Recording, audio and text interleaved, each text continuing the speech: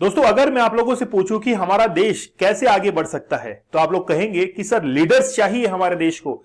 हमारे देश को ऐसे पॉलिटिकल लीडर्स चाहिए जो कि एक बहुत बेहतरीन पॉलिसीज को लेकर आए और खास तौर पर एग्जीक्यूशन वाला जो पार्ट है उसको बहुत बेहतर ढंग से वो करवा सकें, क्योंकि एग्जीक्यूशन जो पार्ट होता है वो हमेशा एग्जीक्यूटिव बॉडी के पास में होता है। जब भी हम लोग सरकार को चलाने की बात करते हैं तो सरकार के तीन मेन ऑर्गन्स होते हैं। सबसे पहला होता है लेजिस्लेचर, जो कि कानून को बनाने का काम करता है और कानून को बनाते हैं लीडर्स, नेता बनाते हैं। उसके बाद में एग्जीक्यूटिव बॉडी आती है जो कि एग्जीक्यूट करती है उन कानूनों को, उन लॉज को जो कि बनाए गए हैं लेजिस्लेचर के द्वारा। इंप्लीमेंटिंग पार्ट आएगा और साथ ही में है फिर जुडिशरी। जुडिशरी ये देखता है कि आखिरकार जो बनाए गए कानून हैं वो ठीक ढंग से बने हैं या नहीं बने हैं। अगर नहीं बने हैं तो उनको असंवैधानिक करार देते हुए रद्द कर दिया जाता है, और अगर ठीक ढंग से बन चुके हैं तो उनको ग्राउंड लेवल पर क्लियर करने के लिए, इंप्लीमेंट करने के लिए वहां से क्लीन चिट जो है वो मिल जाती है। अगर मान लीजिए कि कानून ठीक ढंग से नहीं बना है तो क्या जुडिशरी के पास में ये पावर है कि वो उस कानून को रद्द कर सकते हैं? तो हम लोग कहेंगे यस।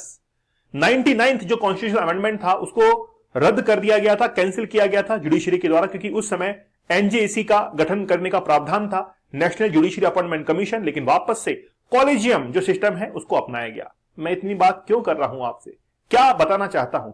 मैं ये बताना चाहता हूं कि हमारे देश के जो लीडर्स हैं अगर वो पॉलिसीज को बेहतरीन बनाएंगे तो हमारा देश आगे निकलेगा। इसी कॉन्टेक्स्ट के अंदर, इसी सीरीज के अंदर, हाल ही के अंदर अभी क्या हुआ है, एक कॉन्क्लेव हुआ है, इसका नाम है सॉल। सॉल का full form you must know, आपको पता होना चाहिए कि सॉल की फुल फॉर्म क्या है। स्कूल ऑफ अल्टीमेट लीडर्स, एक ऐसी स्कूल जहां पर लीडर्स को तैयार किया जाएगा। अगर मैं आपसे कहूं कि आप क्या लीडर बनना चाहेंगे तो आप लोग कहेंगे कि सर हम तो किसी पॉलिटिकल बैकग्राउंड से नहीं आते हैं।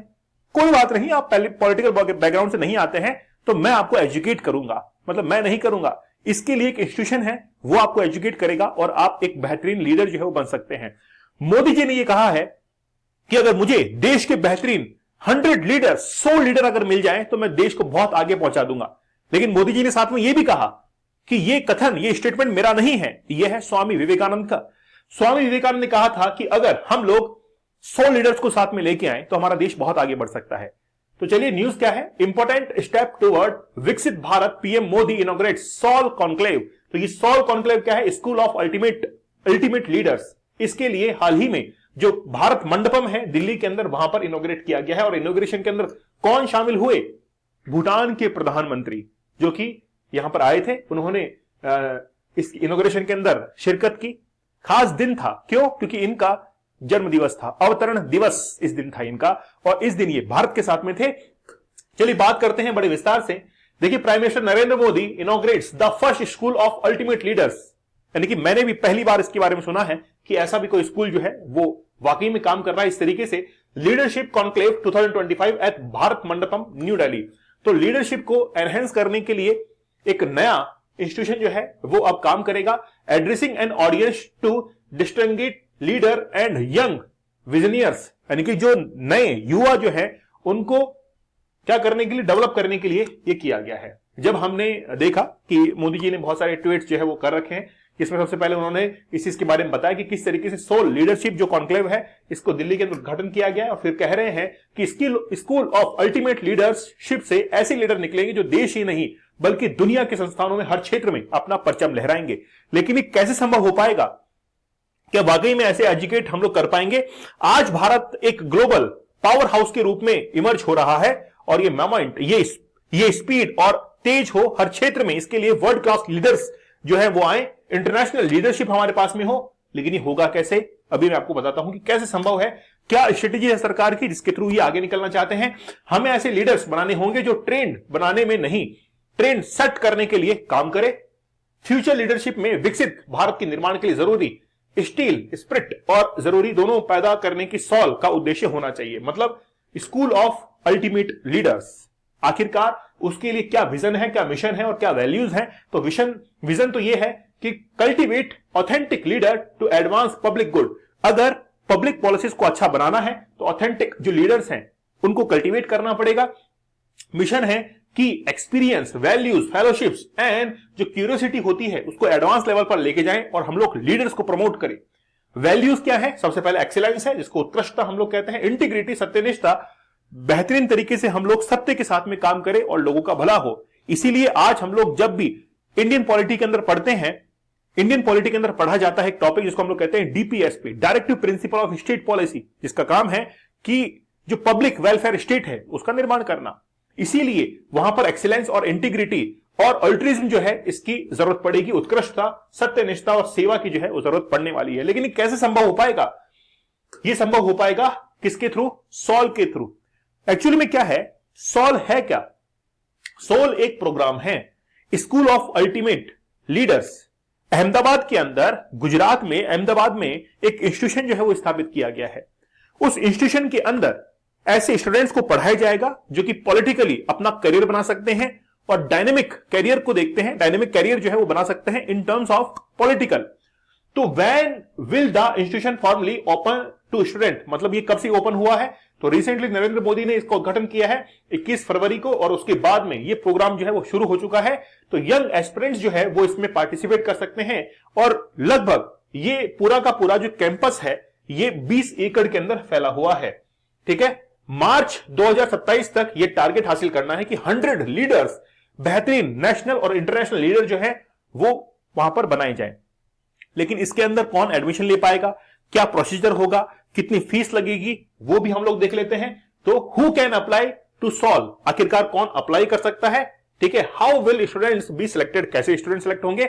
तो लिखा हुआ है कि SOUL invites young aspirant who aim to contribute to the public sphere elected representative and the professionals in sector. मतलब बेसिकली क्या होगा कि जो health, education, rural development, sanitation, इन सब के अंदर जो रिप्रेजेंटेटिव्स हैं वो वहां पर होंगे जो कि एक इंटरव्यू लेंगे। लिखा हुआ है कि admission will involve a letter of intent and panel interview to the select individuals with a strong commitment to public service. जो कि पब्लिक सर्विस के लिए स्ट्रॉन्ग कमिटमेंट रखते हैं उनका इंटरव्यू लिया जाएगा और उस बेसिस पर उनका दाखिला किस स्कूल में होगा? स्कूल ऑफ अल्टीमेट लीडर्स की स्कूल के अंदर होगा। लेकिन यहां पर कौन कौन से कोर्सेज ऑफर किए गए हैं? सबसे पहला है शॉर्ट टर्म कोर्स है जो कि 1 वीक का है, मिड टर्म कोर्स है 1 से 3 महीने का है, लॉन्ग टर्म कोर्स है जो कि 9 से 12 महीने का है। ये 3 कोर्स ऑफर किए जाएंगे ताकि जो लीडर्स हैं उनको बनाया जा सके और इनके अंदर उनको स्किल्स जो है वो सिखाई जाएंगी। इसके बाद में what will be the course fees, आखिरकार फीस क्या रहेगी? ये सरकार अपनी तरफ से मुफ्त करने वाली है? मुफ्त नहीं है भैया, एक टोकन मनी जो है आप लोगों की लगेगी और token money will be charge to young aspirant. एक टोकन मनी के तौर पर जो भी कम से कम मनी होती है ताकि इंस्टीट्यूशन को चलाया जा सके। अब वो कितनी डिसाइड होगी ये इसमें डिक्लेयर नहीं किया गया था, इसीलिए एक टोकन मनी के साथ में वो फीस जो है वो ली जाएगी और आपको उस स्कूल के अंदर, उस कॉलेज के अंदर जो है दाखिला मिल जाएगा। What will be the total cost of setting up institution, आखिरकार पूरे इंस्टीट्यूशन को बनाने में कितना खर्चा आया है? तो लगभग 150 करोड़ रुपए इसके अंदर खर्चा जो है वो आया है और ये स्कूल जो है बनी है।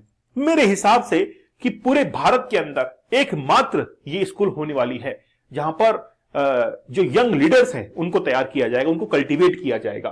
तो बहुत, यानी कि हम लोग बहुत डायनेमिकली जो है हर डायमेंशन में बढ़ रहे हैं। Who are the board of director, आखिरकार इसके बोर्ड ऑफ डायरेक्टर में कौन है? महत्वपूर्ण व्यक्ति कौन है? हसमुख अदिया। हसमुख अदिया कौन थे? Advisor of the CM of Gujarat, जो गुजरात के अंदर सीएम के एडवाइजर थे, फॉर्मर फाइनेंस सेक्रेटरी रह चुके हैं गवर्नमेंट ऑफ इंडिया के। हसमुख अदिया भी इस चेयरमैनशिप के बोर्ड के अंदर हैं। मिस्टर सुधीर मेहता जो कि चेयरमैन है एमेरेट्स टोरेंटो ग्रुप, मिस्टर दीपक पाठक जो कि एक्स चेयरमैन है एचडीएफसी लिमिटेड। इसके बाद में है आनंद शाह जो कि को फाउंडर है tech of India and Ola electric, mister Jayesh Desai जो कि एग्जीक्यूटिव डायरेक्टर है टोरेंट ग्रुप के। ये सभी बोर्ड मेंबर्स हैं और ये हम लोग कह सकते हैं कि इन्हीं बोर्ड मेंबर्स के थ्रू इंटरव्यूज वगैरह लिए जाएंगे और उस स्कूल के अंदर दाखिला मिल जाएगा ताकि अल्टीमेट लीडर जो है हम लोग बना सके। क्या देश में लीडर्स की कमी हो चुकी है? बोलिए, क्या देश में लीडर्स की कमी हो चुकी है? हम लोग कहेंगे कि हां। क्यों? अगर लीडर्स की कमी नहीं होती तो आज बीजेपी को अपने नेता ऐसे व्यक्तियों से नहीं चुनने पड़ते जिनका कोई चेहरा ही नहीं है। जैसे दिल्ली के अंदर हाल ही में सीएम बनी रेखा गुप्ता, राजस्थान के अंदर भजनलाल शर्मा, असम के अंदर हिमंता बिश्वा, मनोहर लाल खट्टर हरियाणा, देवेंद्र फडणवीस महाराष्ट्र। ये नए चेहरे थे। मोहन यादव मध्य प्रदेश, ये नए चेहरे थे। तो नए चेहरे जो है, यानी कि अब चेहरों की कमी हो चुकी है, इसलिए मोदी जी ने विचार किया कि अब हमको नए लीडर्स जो है वो चाहिए, ताकि पॉलिसीज इंप्लीमेंट हो, एग्जीक्यूट हो और हमारा देश जो है वो आगे बढ़े। दोस्तों, आप लोग हमारे 75 डेज के हार्ड चैलेंज जरूर ज्वाइन कीजिए। बड़ा बेहतरीन और अल्टीमेट कोर्स है, आप इसके साथ में जुड़ के अपनी लाइफ को चेंज कर सकते हैं। और आप देखिए, ये जो कोर्स नहीं है, 75 डेज का चैलेंज तो है ही, साथ में आपकी स्पिरिट बढ़ेगी, आपका सबकॉन्शियस माइंड रिप्रोग्राम होगा और आप लोग जीवन में आगे बढ़ेंगे। लेकिन आपको पोर्नोग्राफी छोड़नी पड़ेगी। एक बार पोर्नोग्राफी आपने छोड़ी तो आप जिंदगी में बहुत आगे निकलेंगे। आप चाहे तो 100 डेज का हार्ड चैलेंज भी ले सकते हैं। यह आपके ऊपर डिपेंड करता है कि आप जिंदगी में कितना बेहतर निकलेंगे। वही व्यक्ति जिंदगी में आगे निकलेगा जिसने अपनी बैड हैबिट्स को छोड़ दिया है। ठीक है, चलिए तो मिलते हैं आप लोगों से अगले सेशन के अंदर। तब तक धन्यवाद, थैंक यू, जय हिंद।